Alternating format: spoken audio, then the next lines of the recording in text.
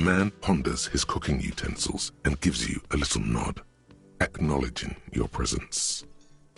He looks up at you, then looks away quickly, shrugging and muttering something to himself. Shrugging is an international sign for, no, I don't know what's behind that door.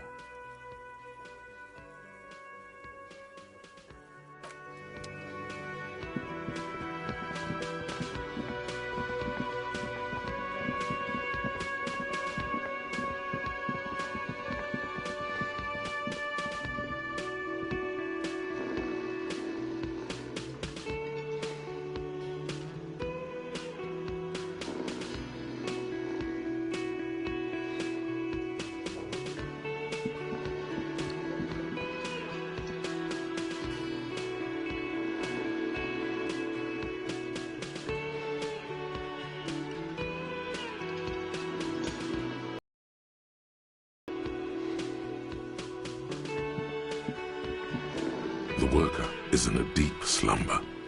Perhaps he's on his way to where you just came from, into the primordial darkness.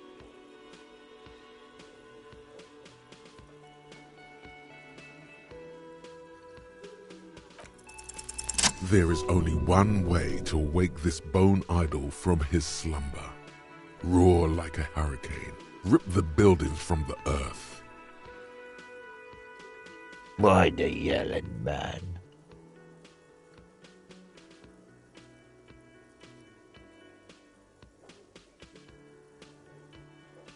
Really? You woke me up for that? Fine. What is it, officer? Officer, even after a rude awakening, this dock worker respects the police, more than they usually do at least.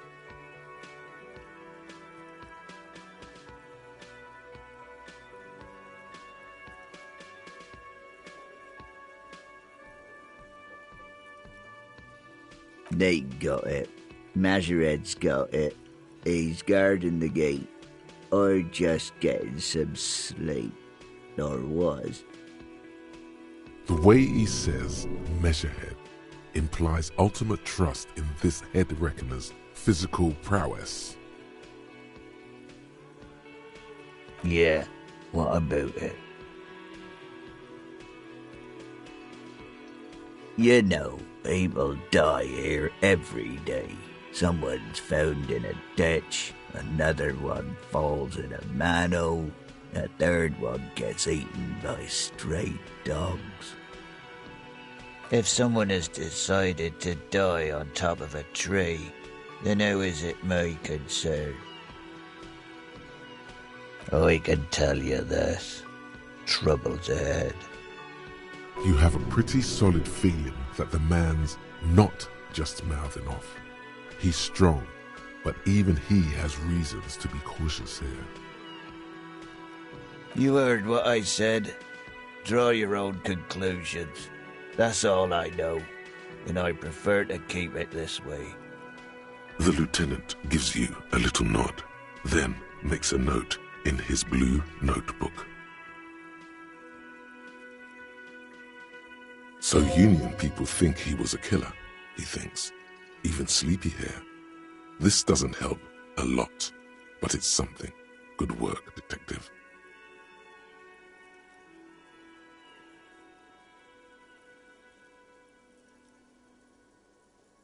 The dock worker doesn't answer. His head is already back down on the table, in sweet sleep.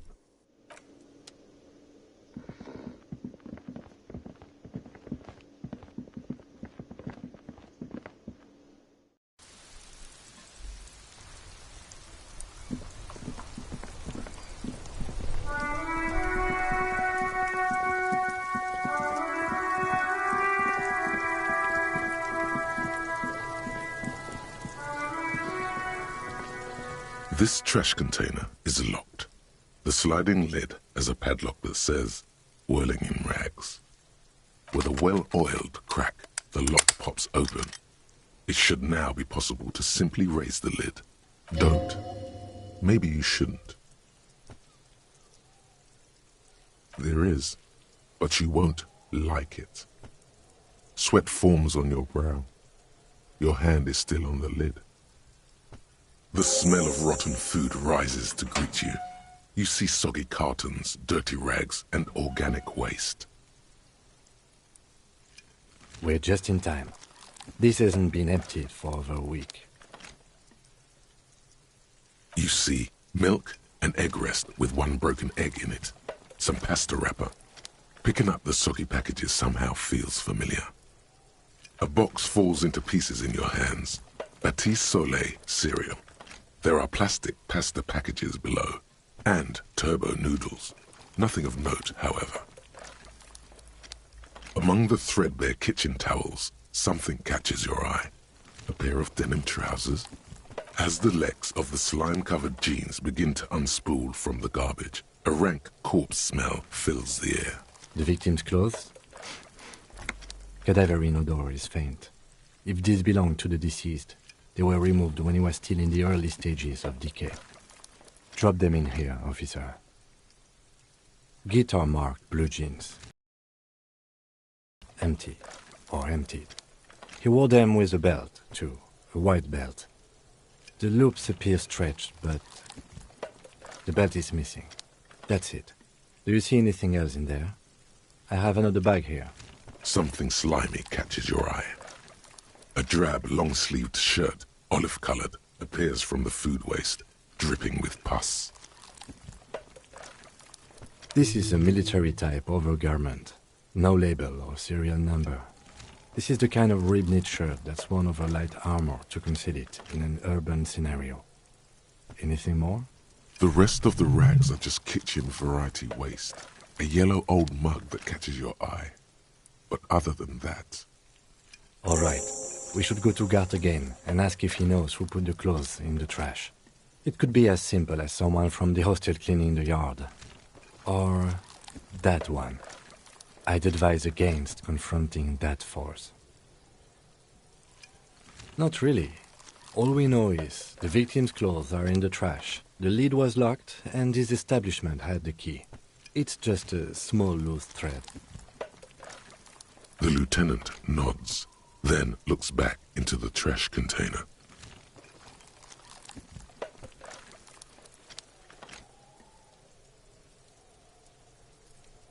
It's just organic waste, cold and slimy on your hands.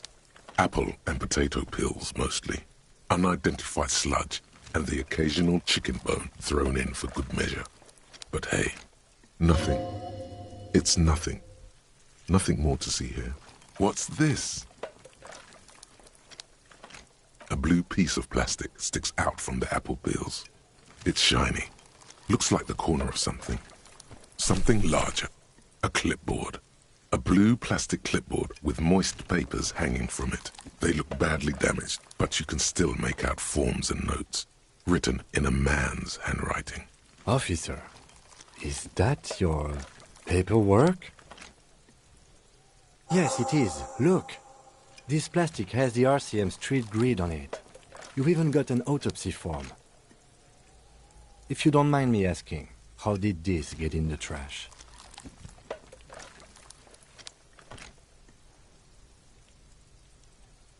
Boring. Try dangerous. You should do a thorough inventory of that. Be sure some has not fallen into the hands of the RCM's enemies, organized crime or worse. Official notes sometimes contain informants' names, even undercover operatives. It would also not hurt to start taking notes on the case. Now, tell me what your eagle eyes see. Or are we finished? Some items, such as the ledger you found, are interactable. Go to your inventory and select the Interact tab to read your paperwork. You pick out a broken mug with an oddly racist depiction of the yellow man frolicking in saffron. Only in its social sensibility. The container sounds a muffled gong. That's one thing off the list. I think we got it all.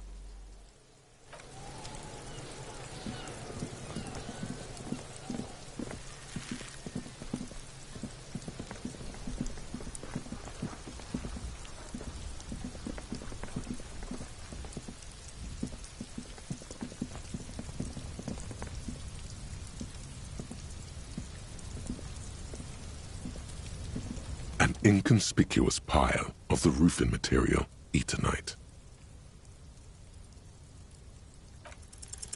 Because it's nice and orderly, well-laid pallets, easy on the eyes. No, there's more to this. You get this strange feeling. Hard to say.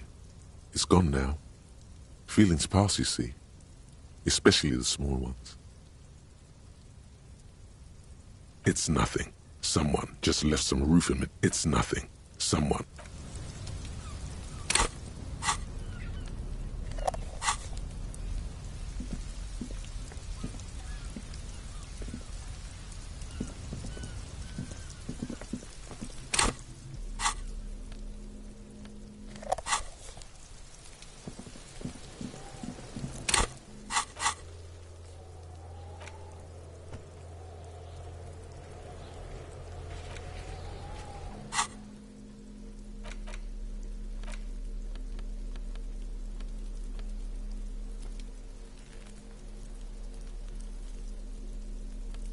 It's the ledger you found in the trash. A pitiful cabbage of white and yellow papers hanging from plastic board, barely held together by a metal clip. This sad display is made complete by the faint smell of urinal cleaner. Right. What more do you need? A rubber condom stuck to the back. A graffito that says defeated. I think you catch below the pathetics. Terror. Do not look into its... They're not exactly white. They're yellowed in patches by sunlight and alcohol and covered in dense blue handwriting. Ink escapes into watercolor patterns, reaching its tendrils across entire pages. The paper itself is checkered with faint red lines forming short paragraphs. Once in a while, there's a red stamp that exclaims, "Case files commit to paper." The case files themselves are plenty. You count more than 100 sodden, crumpled up, earmarked pages falling apart in your hands. They appear to be sufficiently organized and work, strife, poverty. You don't... An aluminium block runs a bunch of sodden paper.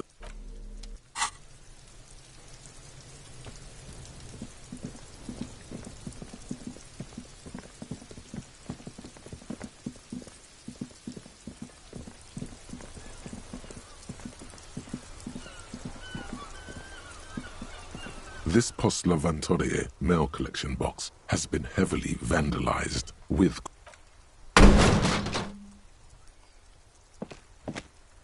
There is a hollow, saddened ring as you kick the Lavantorie mail collection box. It sounds betrayed, in disbelief even.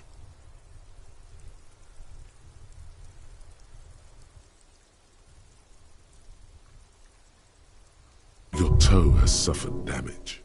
It hurts. Cool. You really showed that mail collection box. I don't. He must see the box as the weaker of the... You as a bully. Something he doesn't stand for.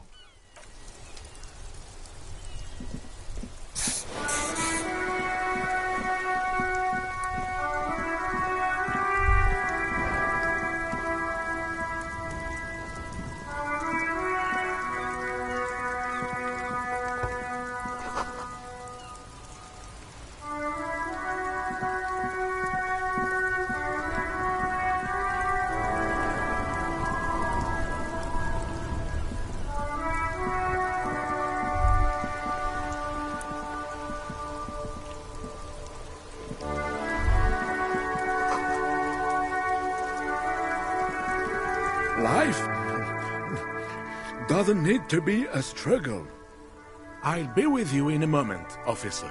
Let me just finish my sandwich. Talk to angry old René first.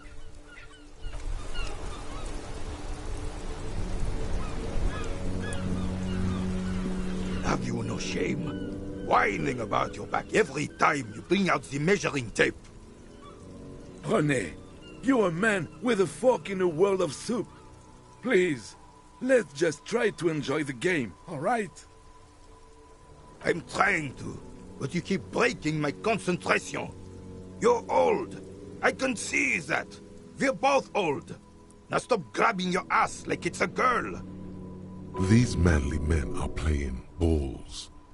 This is a ball game. Grab a ball and play it. Don't ask questions. Shoot first. Ask questions never. No, you got this. There's the ball. You're the game.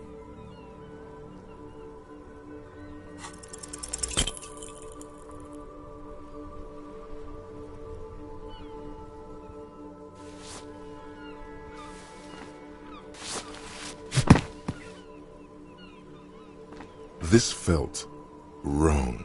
Wrong like touching your sister's breast. You threw your sister's breast.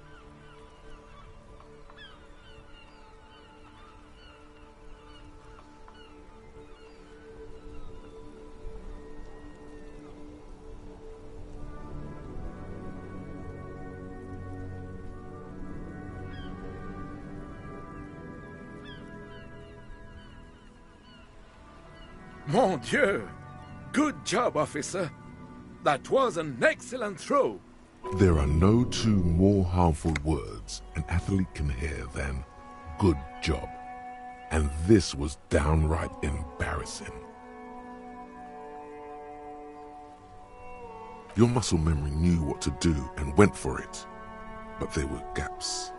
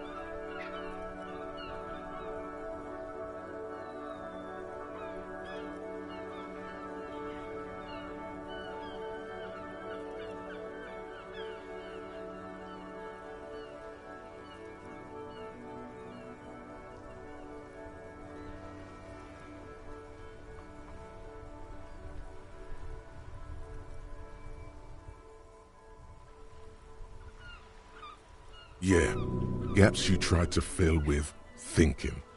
We don't think in sports. We do. It felt like you were going for a thrust or a lunge. There was definitely gonna be jumping. Maybe you scored a point, but this is a fiasco. What are you talking about? You just executed a pretty much perfect pétanque throw.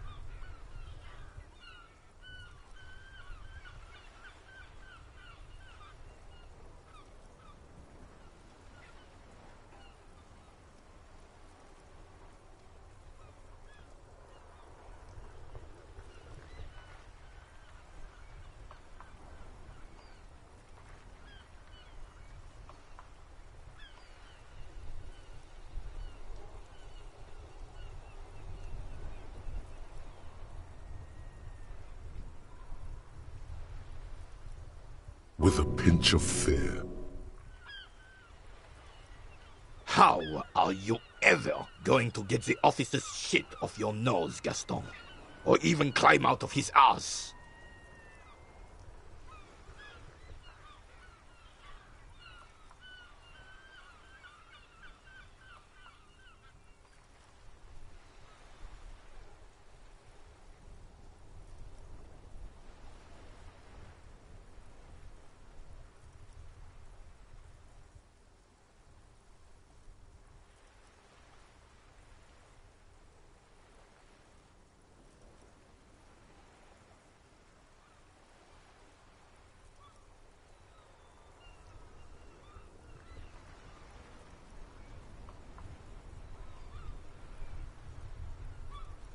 Right.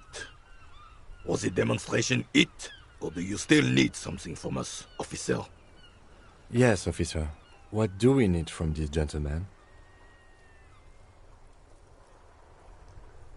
Unfortunately, I don't. Unlike most of the locals, I have no qualms about assisting law enforcement. But this affair has passed me by completely.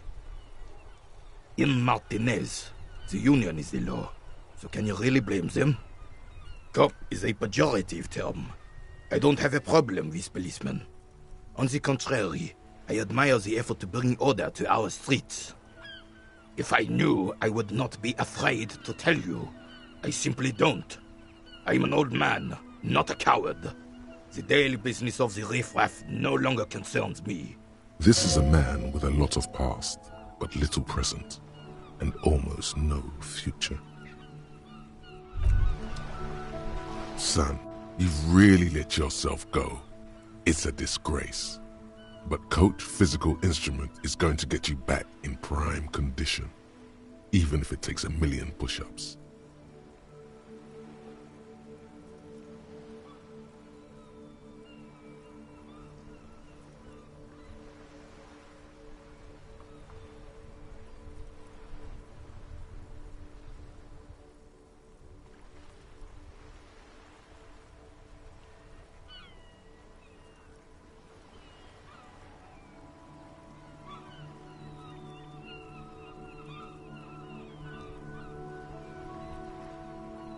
Does a master swordsman insult his own blade? No. I'm going to turn you into an athletic benchmark, you big pussy.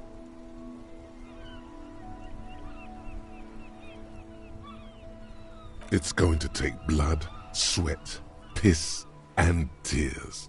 But when I'm done with you, boy, you will be a master athlete.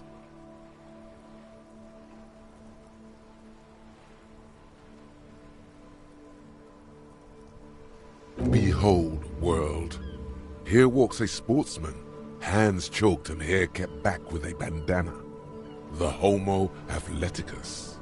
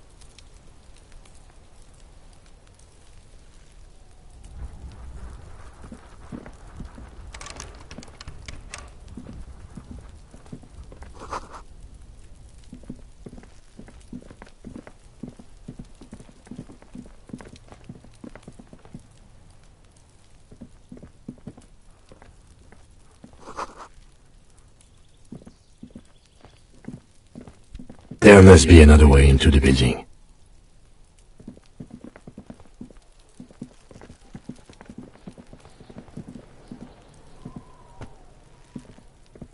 Are you trying to sneak up on me? Come to slit my throat in my sleep? Pig's come to take me out, trying to snuff me out. Then why are you sneaking up on me like that? It's not a good idea to scare me, pig. Not a good idea at all.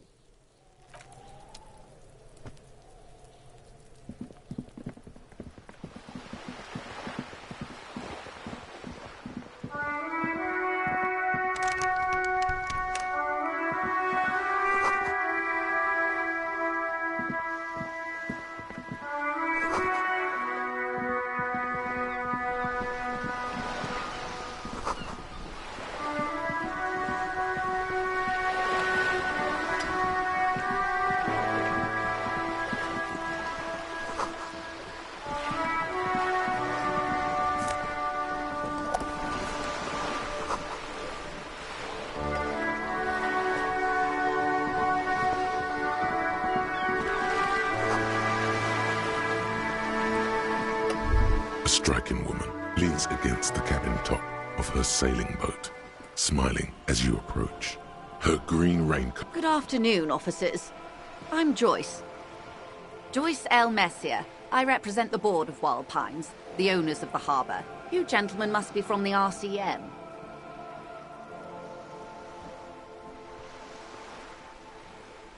I meant you, the Revachol Citizens Militia, the police.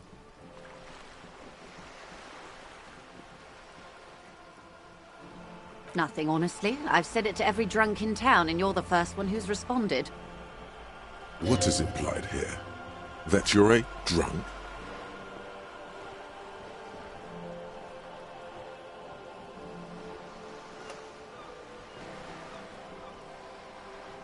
Of course you're not. It was only a joke.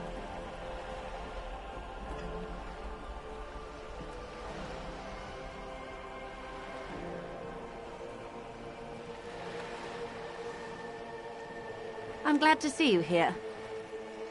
I was dispatched to handle a strike, not a lynching.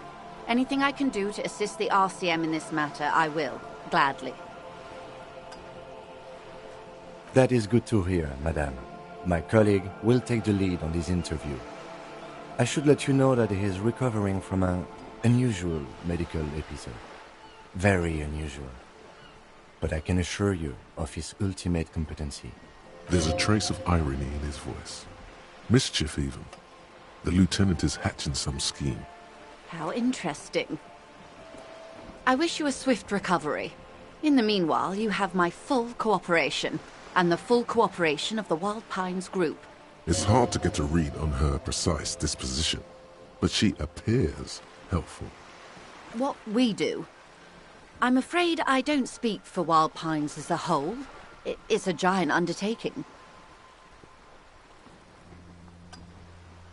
The Pines' core competency is logistics. Container shipping, freight, that sort of thing. See those airships there, blinking? Those are the shipping side of things, and that is the terminal. Another subdivision deals with energy, oil and gas exploration, offshore platforms. She enjoys talking about the company. It would not hurt to inquire more. I'm not at liberty to discuss the company balance sheet, but I can tell you that last year, the company booked more than 20 billion real in revenue. A billion?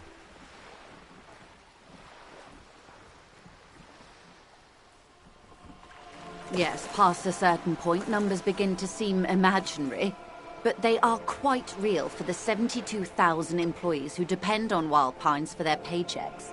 A conglomerate the size of Wild Pines is like a shark.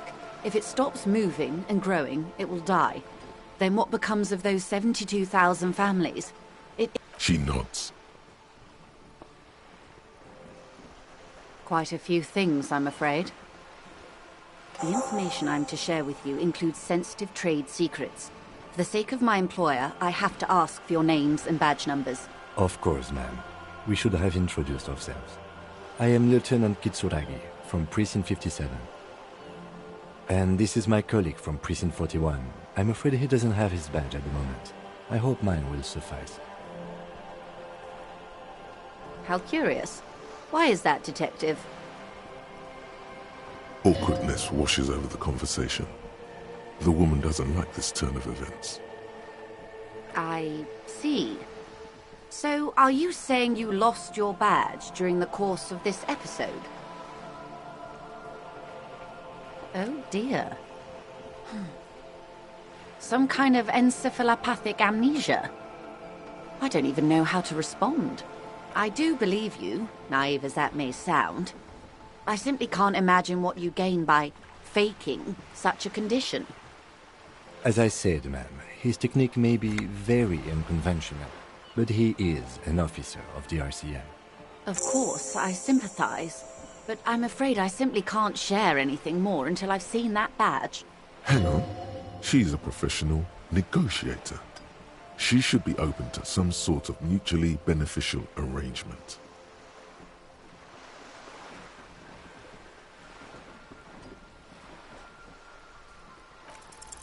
She's a negotiator. Just float a favor at her. Insinuate. I will be frank with you. If I'm going to break protocol, I need to be able to justify it to my superiors. They're going to want to see something very tangible. You're in, but expect her to drive a hard bargain. Reports from inside Terminal B suggest it's a hub for the local drug trade. This is an open secret in Martinez. The Union controls the terminal, so it goes to reason.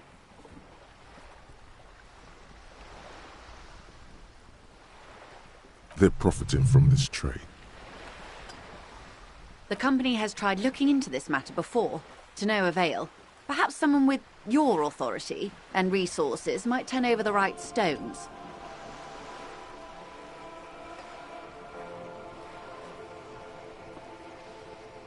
Or you can recover your badge, though if I may be blunt with you, it sounds like that may be a lost cause.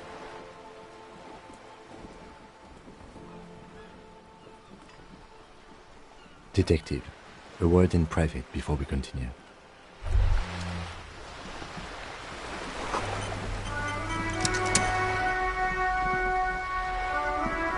This is not going quite as I hoped it would, Detective. Honestly, I was expecting you to use your unorthodox technique to keep her off balance, and not volunteer us to be her henchman. This woman is running circles around us.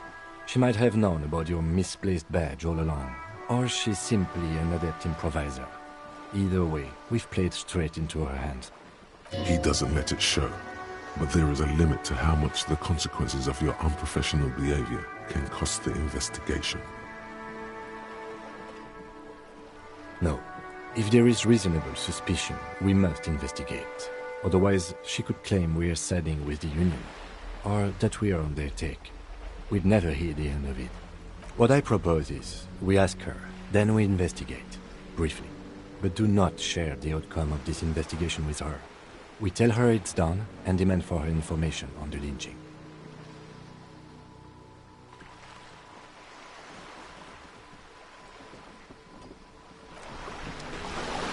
You're back. Good. What can I help you with? It's quite straightforward. Someone is using Terminal B to smuggle raw ingredients from the Samar and Isola into Revachol with the Union's blessing. Wild Pines has suspected it for years. Ingredients for what, ma'am? Meth and dextroamphetamine, GBL, and various synthetic psychedelics. Honestly, it might be quicker to say what you can't make from the stuff.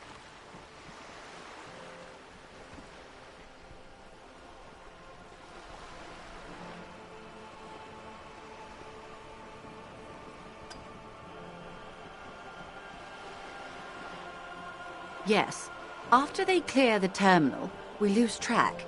The actual production is taking place at various sites in and around Jamrock Quarter, north of here. Wild Pine seems to be well apprised of the local drug trade, ma'am. Do you mean to say the Union also produces the product? Sells drugs, I mean?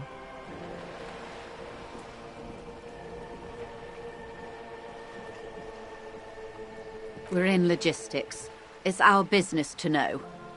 And no. As far as the company knows, the Union does not produce it. They transport the ingredients for a cut.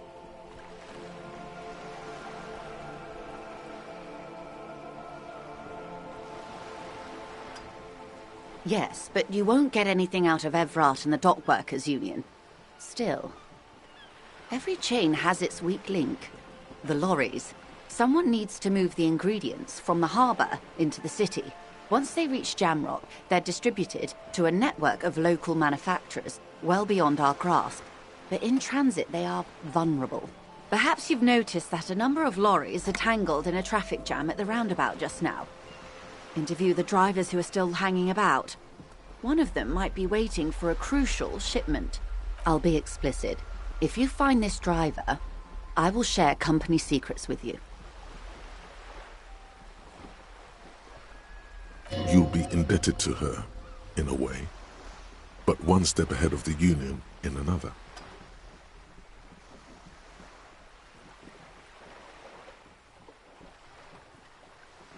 No. We asked East Motor Track to raise the drawbridge. The road company is a partner of one of our subsidiaries. However,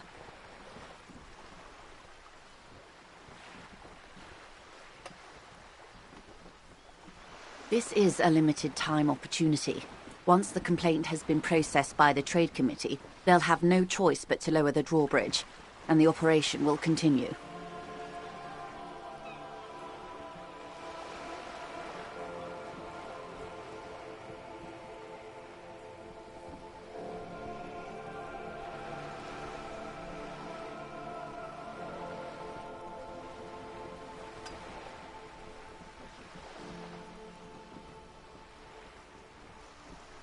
Thousands of litres of raw ingredients will pour onto the streets of Revachol.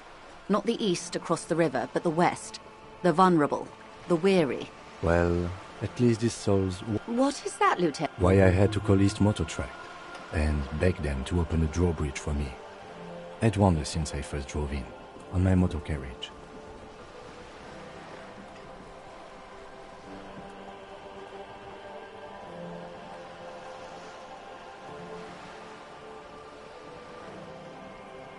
I am sorry for the inconvenience, Lieutenant Kisaragi, but we need them trapped here. This is a unique opportunity. I'm sure you understand. She simply nods. Of course, Detective.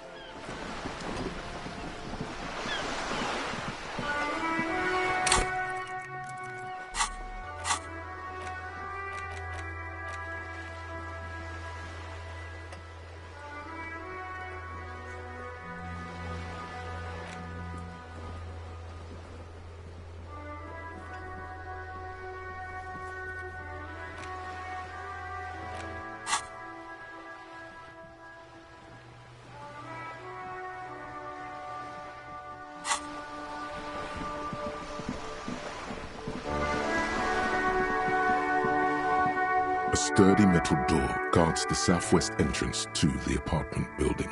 It's locked. The door rattles against your knuckles, but there's no response. The door rattles again, but this time you hear an elderly woman's voice calling out from inside. Stop banging on the door! I'm not letting any more strangers inside. The police? Everyone knows the police don't come round here. No, I already told you. I won't be responsible for any more strangers getting into the building. Go check the backyard door. Maybe someone there will. Madame, I assure you, we are real police officers. There is no reply. Just faint sweeping sounds inside.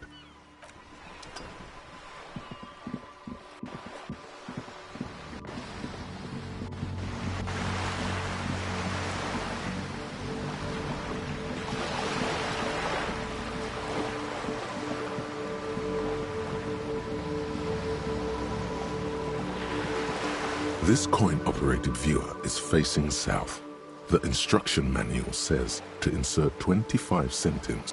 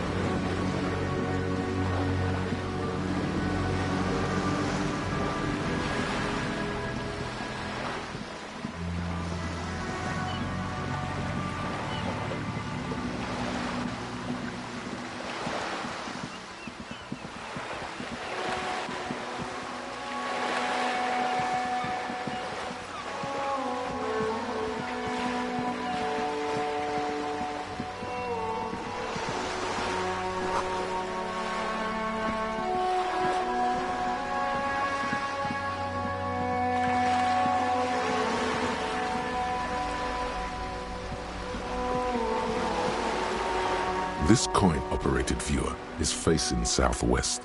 Its coin slot is full of fossilized bubblegum, rendering the machine permanently inaccessible. A thick layer of graffito covers the lenses.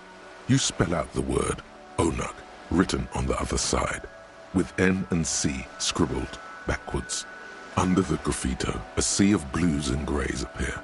Behind the water lies a coast studded with concrete and reeds. On it, a church on stilts, lanky weather-worn wooden planks, an X-shaped cross topping its tower. The church looks old and weather-worn. There are no lights in the windows. The metal feels cold and wet under your palm. It looks unhygienic.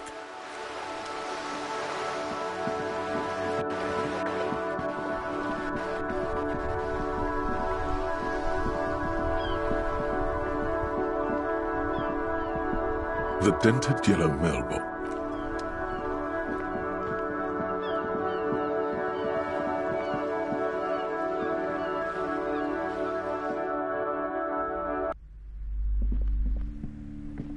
You broke down the back door, the wards, the door. It's all gone now. Dark psychic energy leeching onto my shop.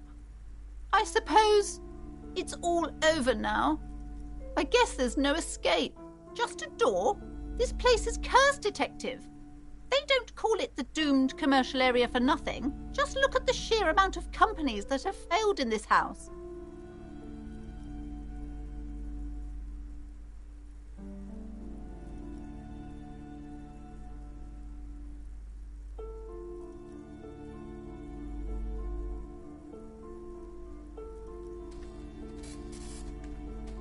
I hope you're happy now. Happy that you've ruined everything. Now that you've broken the door, the curse is coming to get me as well. Of course you didn't. You're nothing but a policeman. All right. You know what? I'm willing to let you investigate the doomed commercial area. We are set on the path. There's little... But before we go on, tell me, did you encounter the malignant entity? You did?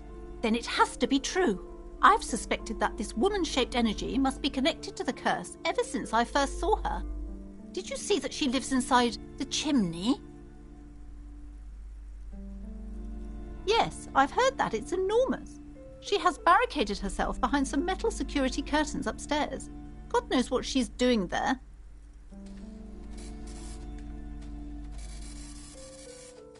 Some unnatural magic, I assume. You should go find the entity and ask what happened to all the companies in the building. And do return to me after you've talked to it. I'm quite anxious to know what she has to say about the curse. If you're really interested in cracking this mystery, then we should go back to the furnace. Maybe you could yell into it or something. Make some noise. You'll think of something. You always do. Despite his cool, the lieutenant's interested in solving this mystery too. God, I've told her not to do that. It's disgusting. And I told you to mind your own business. Clearly you have no idea how hard it is to raise a girl in this economy. This economy is a mysterious force, like cosmic weather, mysterious and harsh. She can, if she has enough willpower. This is what's called growing pains. Life isn't easy. Life doesn't give breaks. Come on, ma'am. It's obvious she can't do anything about it. You are placing an unnecessary burden on a young child.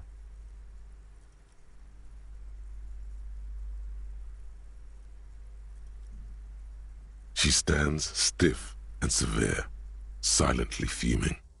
10 or so seconds pass without change. This is a person coming to terms with a new reality, one where they are wrong.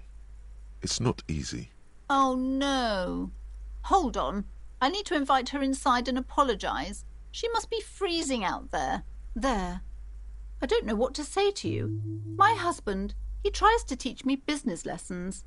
I have what my mother called a dull mind. All this stress. It sounds like both the husband and the mother treat her the way she treats Annette.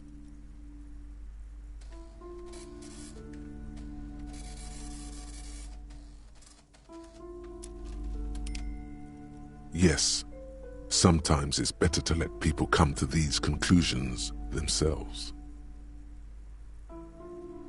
She's been too busy helping me here, so she studied at home this trimester. This is a temporary solution, of course. I assure you, I of all people understand the importance of education.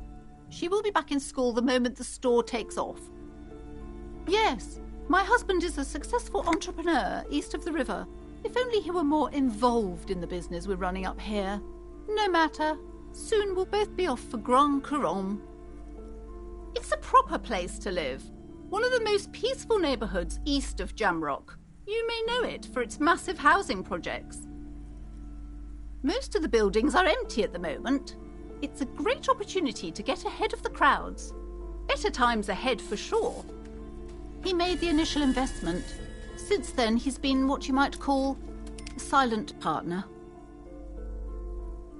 Yes, I'm afraid so. A real treat she is. It would be nice if she had... No, we couldn't have afforded more children, really. Not in this economy. Exactly.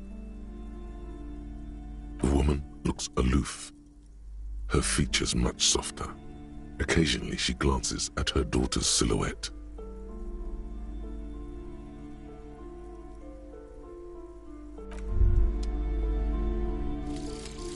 Lonesome, long way home. Here we go. Home awaits.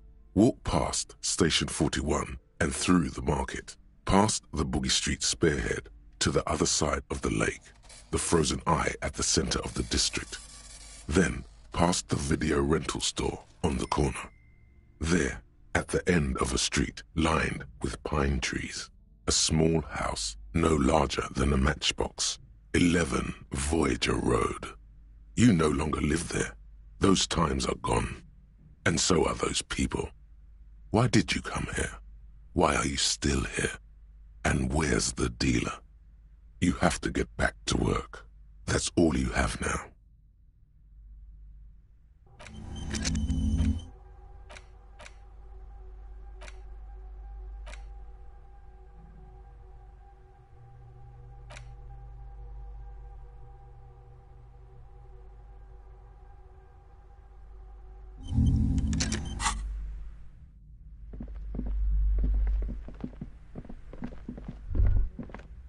These shelves are overburdened with books from the same series.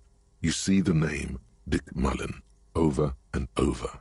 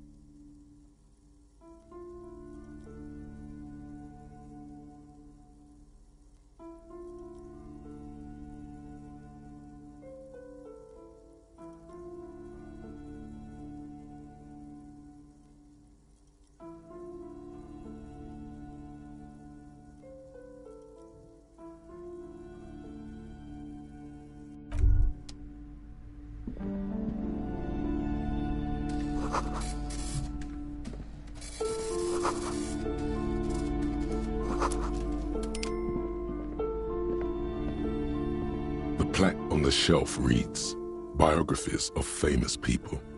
You see a large variety of names, none of which ring a bell.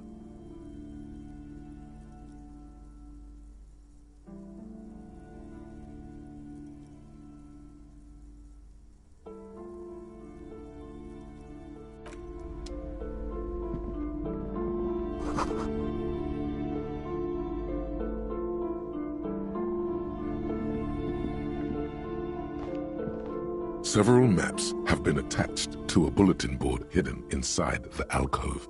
They're held up by small pins. The board has come loose from one corner. The maps look old and faded. Your eye catches a map of Insulinda, a map of Revachol, and a map of Martinique. The north coast of a verdant island is shattered by the delta of a river. It is the River Esperance. Countless bridges put the shards back together, connecting city blocks to river islands. La Delta says a great artificial heart in the center, teeming with life forms and construction. To the east, rolling hillsides, Le Jardin, Stella Marie, the suburbs of Saint-Baptiste, swallowed up into the megacity. They sound rich to you. This is Rivershell East. Houdon, it's somewhere to live, not bad. Then there's Jamrock. It's bad. People shouldn't live there, but they do. Then Forburg. It's almost as bad and much larger. Then Coal City. It's the worst. It's so small you can't even see it on the map. No, wait. There it is, north of Jamrock, the strip of coast next to the Greater Rivershell Industrial Harbour. It looks downright despondent. It's almost Coal City, to be honest. No, Coal City is worse. A charred limb. Rain falls on its slick black streets. And then there's the burnt-out quarter in the heart of Jamrock. Is it cold in this bookstore? Or is it just you? No, this is somewhere to be. This is all you have. But it's still something. Streets and sodium lights, the sky, the world. You're still alive.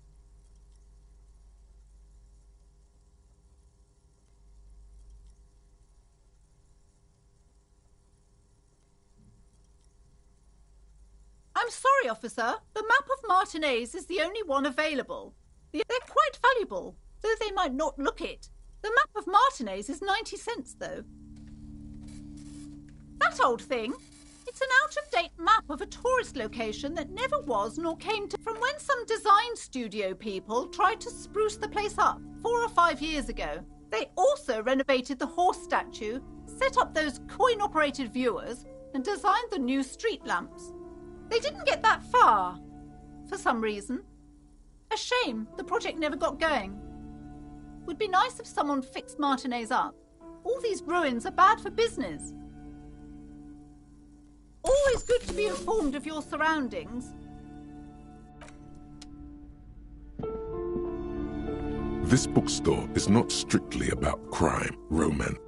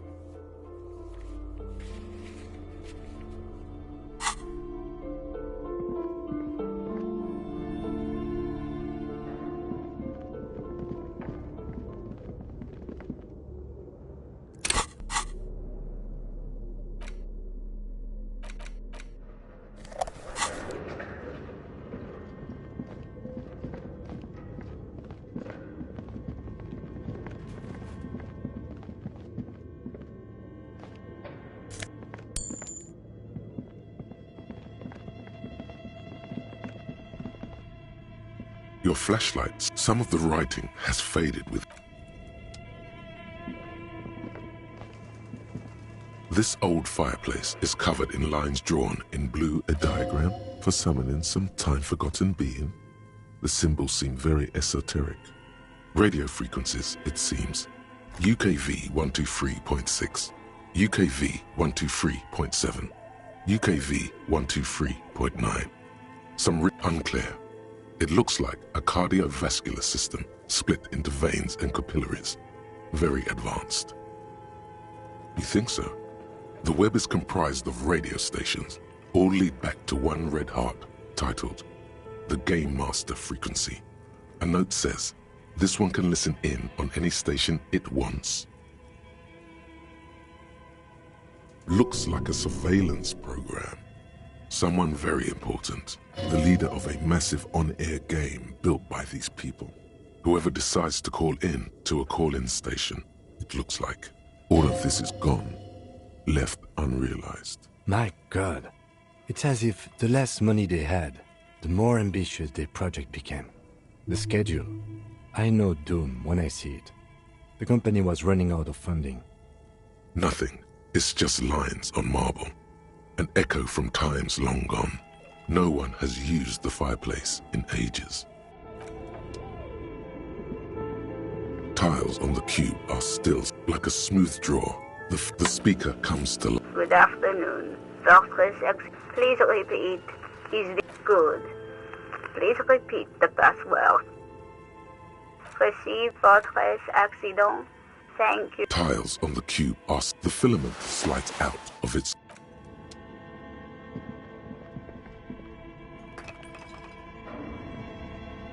Okay. What do you think is going on with that computer, chalkboard, and fireplace? Yes, that is the question. It looks like one of those popular pen and paper role-playing games, only these people were trying to automate it, make it work on radio computers.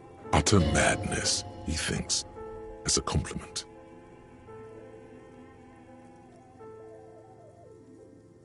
Indeed, those Welkins are a dead giveaway. Role-playing people love that stuff. The world looks like a modified version of the WeWorld board game, with hit death thrown in. No idea. They stopped filling out the schedule on the chalkboard. Through call-in stations, none of the players have to be physically present. Anyone in the world can participate in the game, as long as they have a two-way radio. Then there's the Game Master Frequency that listens in on the smaller call-in stations. I think that was supposed to coordinate the stories, functioning as a master of ceremonies of sorts. His fascination has swept aside other concerns for the moment. He's a little hooked. Not to my knowledge. They make automated games in Graz, Messina, Königstein. You know, places with industry. But I don't think anyone has attempted to create an inter-isolary game before. We just don't have the technology. Indeed, it's ambitious and untethered from reality, but...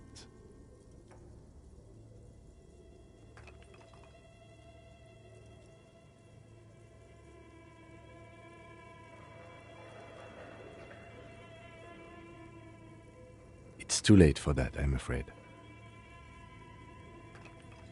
Okay, let's keep moving.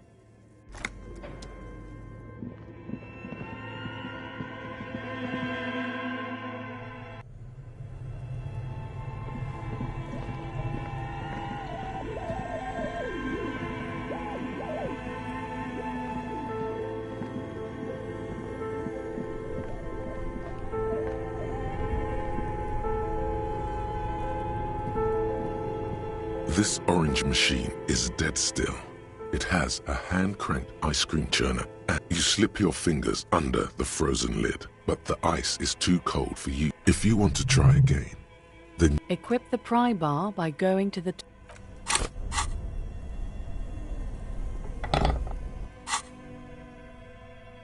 This orange machine is dead still. It has a hand-cranked ice cream churner and an electric freezer.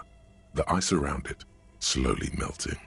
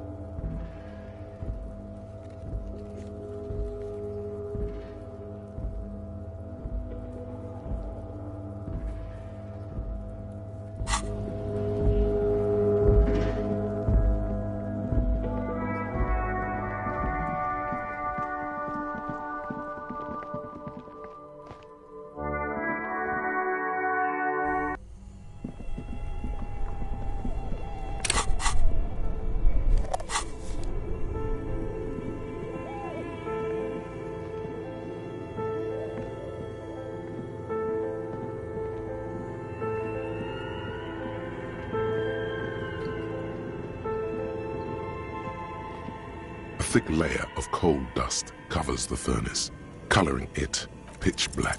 Something breaks loose in you. A mighty bellow echoes throughout the chimney's depths.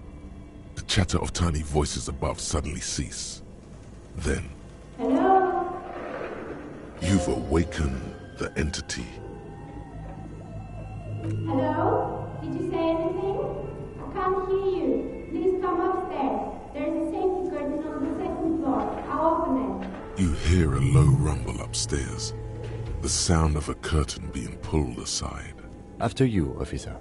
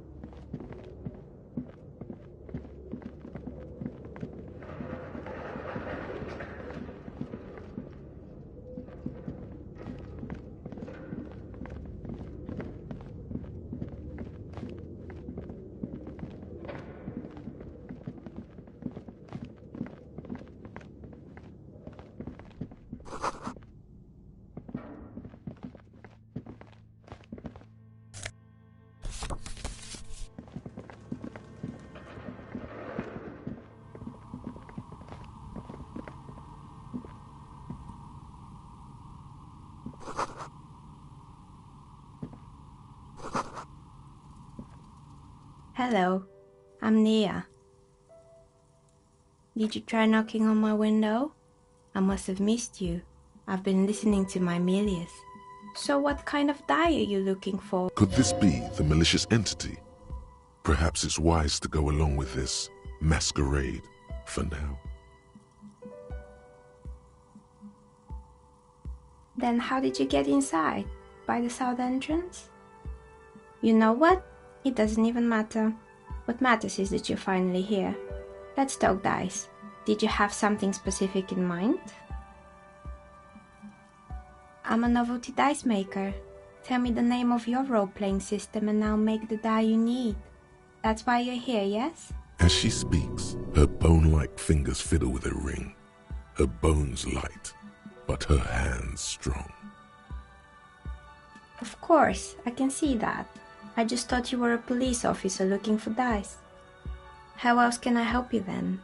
This person means you, or no one else, absolutely no harm. She will answer freely and honestly. Nothing really. Who cares about the dead body? We might be dealing with a malignant entity here. The lieutenant looks at his notebook, then the woman under the large window. Your window looks directly onto the courtyard.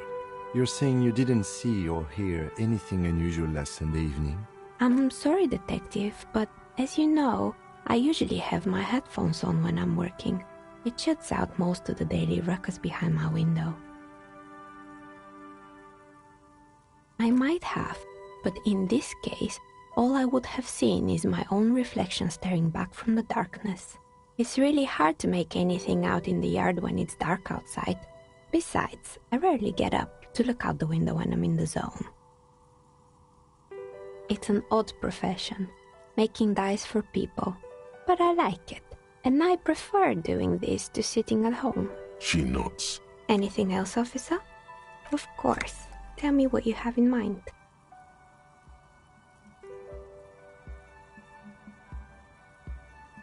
I think I have just the right one for you. Police colors. Not the most original, I know. But sometimes the obvious choice is obvious because it's best. Here, catch. They're a gift from me. You overthink it. Your hands can't agree what to do and the two dice drop to the floor and scatter in opposite directions, like pearls from a broken string. The blue one disappears down the pit in the center of the room. Ah, down the drain, like your career. I apologize, officer. That comment was unnecessary. That one is made of bloodstone with a lapis lazuli inlay. The other one was the inverse. They were a set, you see, but now the set is broken. It's a shame. They might have brought you luck. You definitely need luck in Martinez. Is she pitying you? Good God, she's pitying you. Now, was there anything else? We're inside the chimney of an old central furnace. It's strange, I know.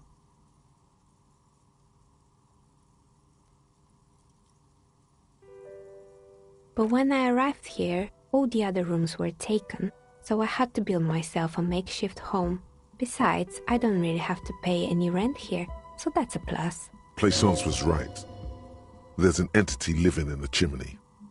You should ask her about the curse. Creative. I've heard the stories, but I don't think those stories are true. It's just capitalism. We only hear about tales of success, so it's often surprising to realize how many ventures actually fail.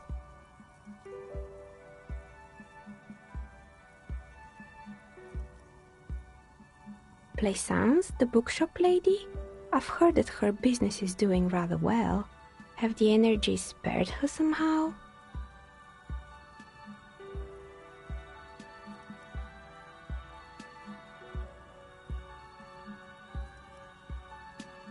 Oh, right. But it's not just the bookstore that's still up and running.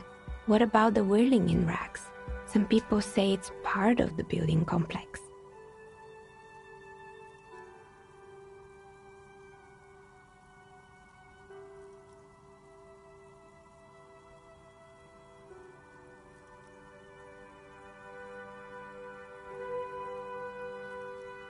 And then there is me.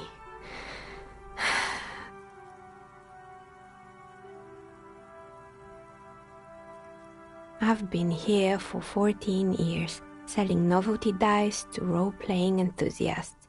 Not exactly a million-real business idea, yet somehow I've survived despite the talk of malicious energies. Strange, isn't it? It's because she's in cahoots with the demons.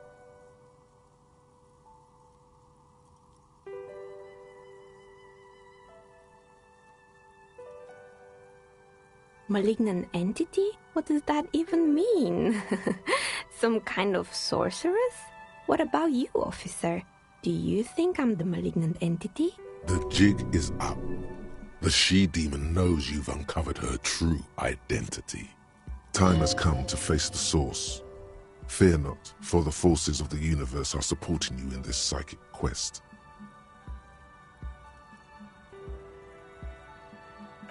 So I'm the Grand Dragon in the cave. Might I ask what supports this claim?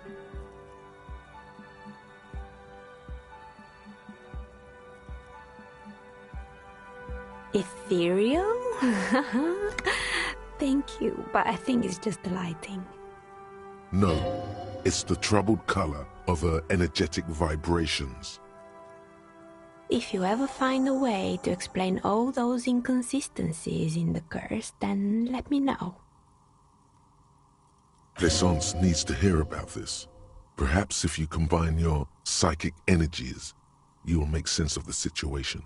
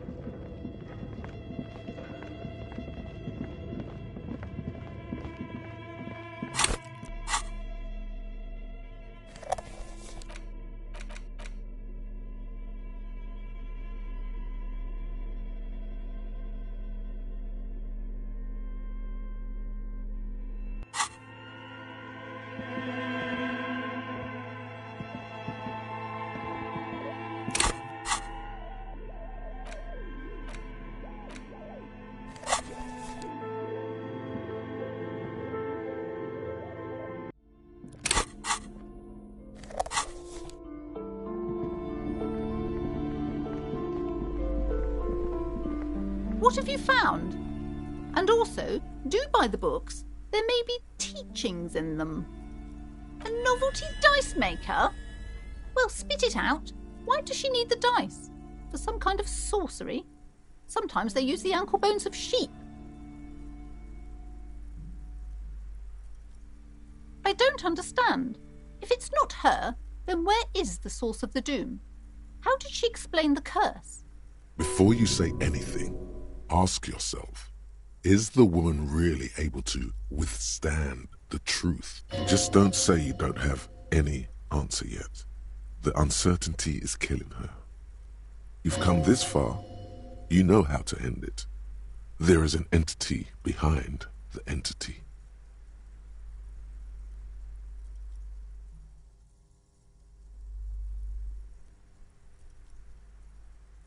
A third order presence, yes. A great dark relief washes over her. I've heard of these triactors. In certain occult literature, that's too dark to dwell on for too long, and definitely not in the presence of my daughter. I understand everything, sir. Thank you for your descending into the maelstrom. I will keep fort up here, strengthen the wards, do my best. And if you happen upon the third entity in your travels, may the Lord be with you. Well, this has been absolutely educational. If we happen on the third presence in our travels, we will certainly come back to tell you. Yes, the venture continues. In other waters, darker waters. Should we get out of here before the vote? Coach physical instrument. Wait, how did you know all those hammer throw techniques? How do you know how to hold a discus? Or the world youth record in discus? Something doesn't add up here. This mushy thing between your ears didn't know the name of the city you're in, but it comes loaded with trivia about the correct chin position of a shot-put ball. Could it be that? Shut up, namby-pamby. This train of thought ends abruptly. It's leg day.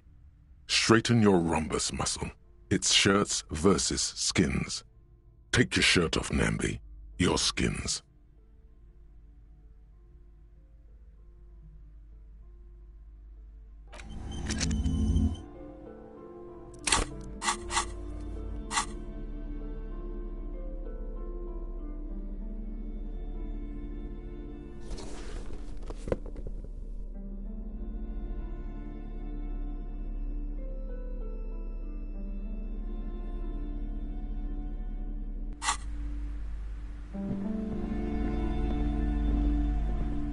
I'm sorry, sir. I can't talk right now.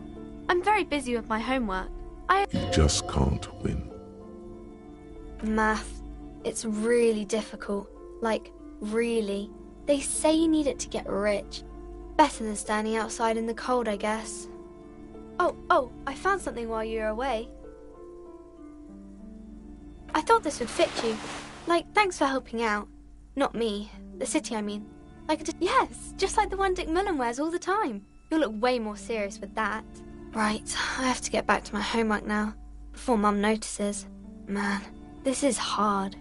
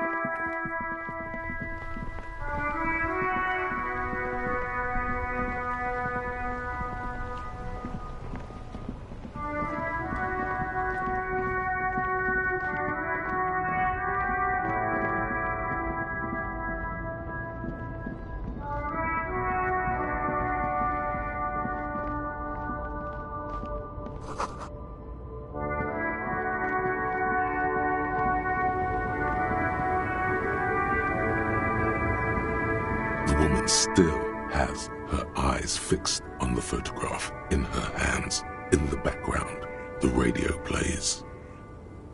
Wait. She's just a distracted old woman. Better to leave her alone.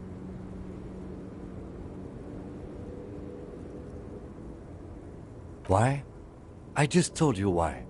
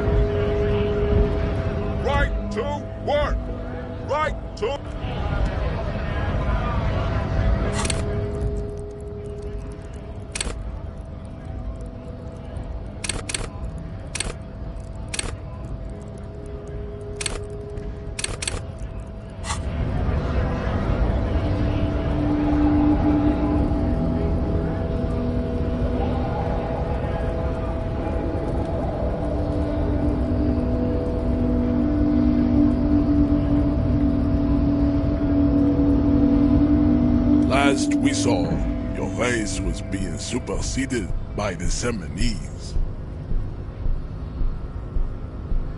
Enough with this begging. You should leave the stage of history with dignity by inviting the other races to a great world war. Bring your troops to the Seminine Islands and to Boogie Street, and we will pulverize you. When you are gone, we will build a museum for you. The walls will be lined with bottles of Al Ghul, your beloved beverage. Inside, we will store the odes to homosexuality you call art, and your microcephalic skulls. This is your chance. He's talking. Rip into him with a punch and catch him off guard. No, don't rip into anyone. You're sensitive. Remember? Communicate.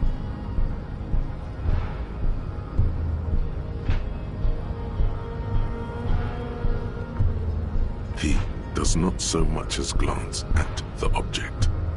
Stop showing me your pathetic cup. I have no interest in it. Does he strike you as the kind of man who puts monks into trash?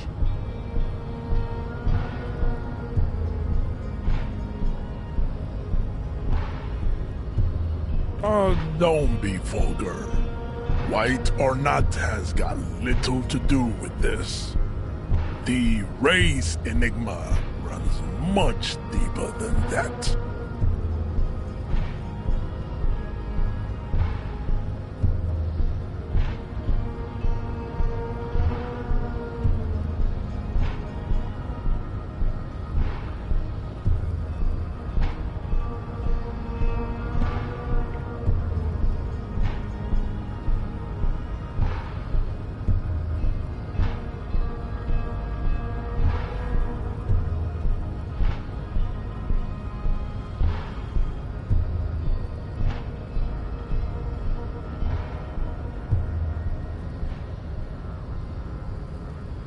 There must be some friction there.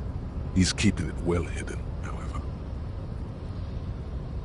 Mr. Clare is a man of vision and means.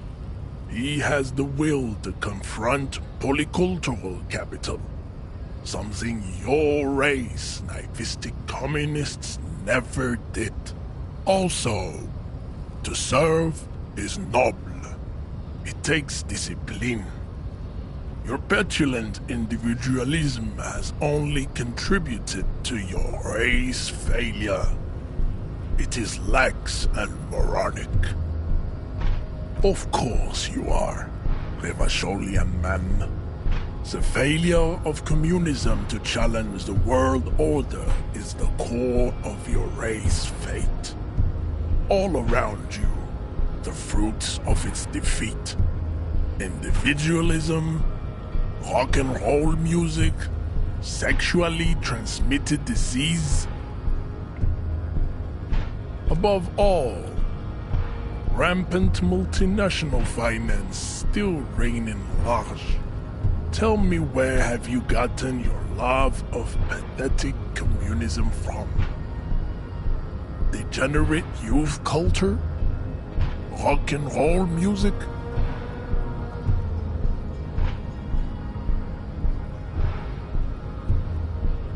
Of course it does. You are, and I am not surprised you enjoy it so much. This has happened to many of the side products of the inevitable cultural victory of the Seminese race. I can see that. The Seminese are the South Island race, haplogroup A4A. The rightful masters of the Insulindian archipelago. We descend from the Areopagites of ancient Pericarnassus and arrived here 4,000 years ago.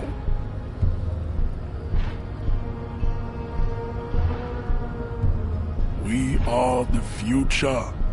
I am a descendant. The narrow streets of Ulimbuir are with me in my genetic dreams. I see young Simonese women walk into the grey mass on Ile de Fantôme, waiting on immaculate conception from the pale.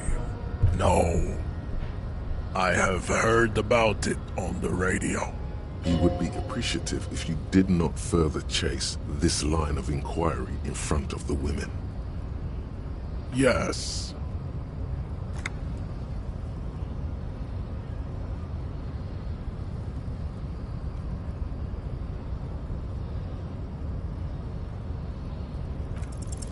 Go ahead. Don't be shy. Just ask for race secrets.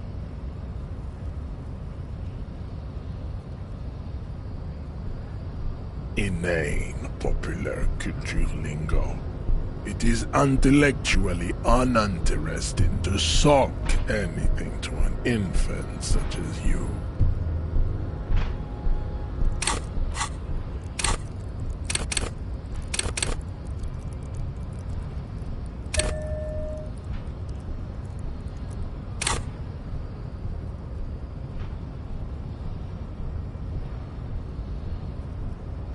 I think this racist is better than the last. But the next racist will be the really good one. There always is. Race is reality. Racists are generally not very good examples of their race. I am not like them. I am craniometric perfection. I have taken the trouble to permanently draw a phrenologic grid on my skull and features. This should dispel any doubt. Correct.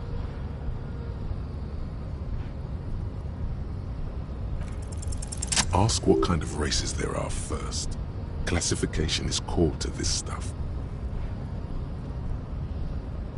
Do you?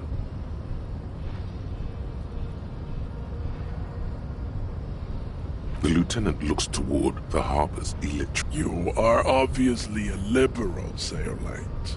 A polyculturalist. I can see it from your love of microtechnology and your sartorial choices.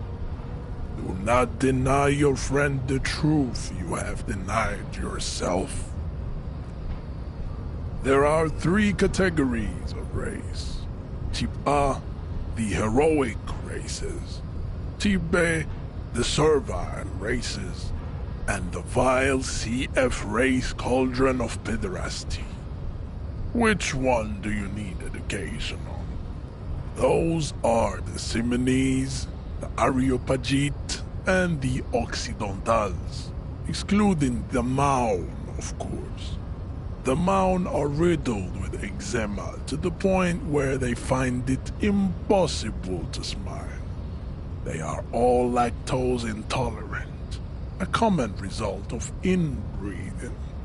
A receding genetic pool has led the Maun on reprehensible street parades. In Maun cities like Stadskanal and Vredefort, wearing wooden clogs on their feet and little green tassels on their hats. The Vespertines and Messenians of Vesper and Messina, the ancient Meteorans of Meteo by the golden Pisantic Sea, the Suren of Sur-la-Clé, and even the North Königsteiners, all have Type A race propensities. The other large Mondial civilization, the Mesk, are too yellow and oleaginous to count as a heroic race. True, they are violent and expansionist, but they have a glandular problem. Overproduction of sebum. Sebum is leaking into their brains, making them listen to El Mariachi music and eat toxic minced meat-based food, which in turn only produces more sebum. As proven by the Maun and the Mesk, Occidental Type A is in retrograde. The Simonese and the Areopagite are on the ascent. The Areopagites are sleek, long-headed. The Simonese are powerful, Mesomorphic. The former is an immutable progenitor, unchanged since the Super Isola of Pericarnassus. Ancient brains rest in their slender skulls. The latter is perfected and adapting. Together they form the Simeno-Areopagite or Simeopagite superrace. That is all. There are no more type A races in the world. Nature was not capable of more. Type B are the unheroic races, amorphous non-competitors of the great race. The Koikos and the Vacholier, they are mud-colored people. To an untrained eye, the Koiko appear white and pinkish, like a ham sandwich. But look into their eyes and you will see. They are of an indistinct muddy color, and so is their skin. Unhealthy, sweaty, and ashen. Pinkness is a racial quality that has to be earned through centuries of advanced ballistic warfare and cultural domination that the Grad people have undergone for drinking alcohol and smoking the degenerate tobacco herb and for eating potato. The Koiko, the countless micronationalities of Grad, are all inexplicably obsessed with potat. The only thing they like more is dividing into microscopic ethnostates, like political amoeba.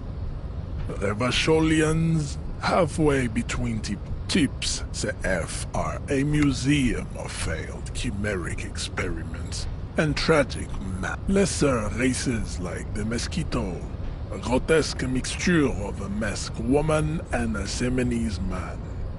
Only possible if the mother is masked and the father Seminese. The other way around, they fail to produce offspring. The Mosquito is born sterile, like a donkey. All they have left is to ride customized motor carriages with hydraulic suspension. Then there is the Simino Koiki Chimera. The Koiko, as you know, are very servile. This will but enough. It is cruel to... You understand nothing. To solve the great race enigma, you have to first ask yourself, what is the race enigma? You have not even worded the mystery, let alone solved it.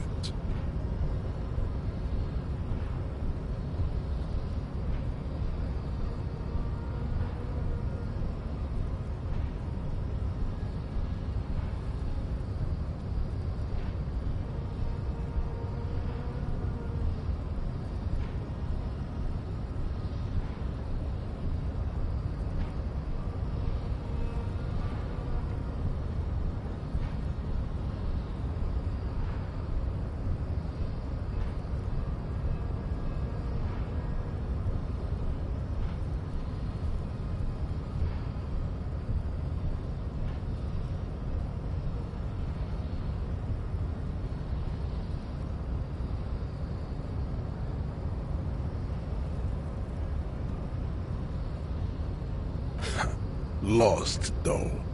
But I cannot possibly imagine what else we have to discuss, Tibere Vacholian.